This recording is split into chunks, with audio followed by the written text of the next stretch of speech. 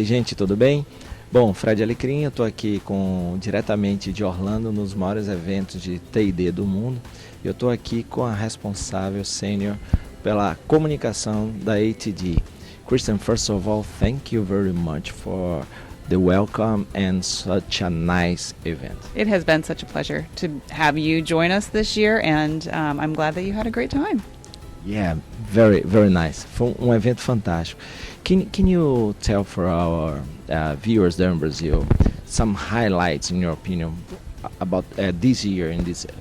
So this conference is the largest event for people who do this work, and the work really, really matters. In our day one general session on Monday, we saw that video of those three companies, and they were telling stories about how people's lives are changed because of the opportunities that they had with training, and how people kind of poured into them and developed their skills and talents and sent them off on a path that they didn't know possible.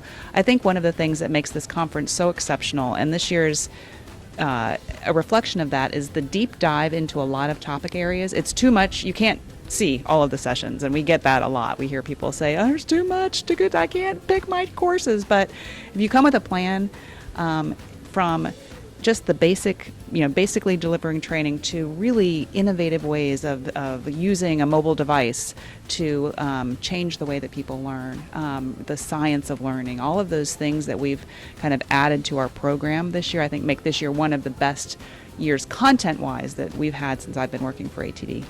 It's my first time, but I agree that the content was the key this year.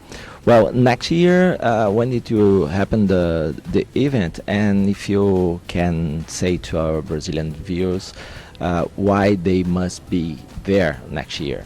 So next year in Denver, Colorado, where the mountains are beautiful, but maybe not as beautiful as Brazil, we will just continue to dive deeper into the content that matters to the field. We're really focused on where the talent development field is going. So we're always kind of looking forward. Tony Bingham, our CEO, is very focused on where we need to be going as a profession, not where we've been. Where we've been is important, but where the field is going, and that's largely driven by the fact that millennials will be more than 50% of the workforce in just a few years' time. They already are in the U.S. I imagine that's true in other countries.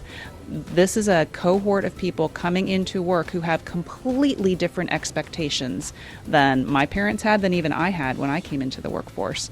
So because the work we do matters and focusing on the future matters, I think that next year's conference is the place you need to be to keep doing a better job for your organizations and for the people that you're responsible for.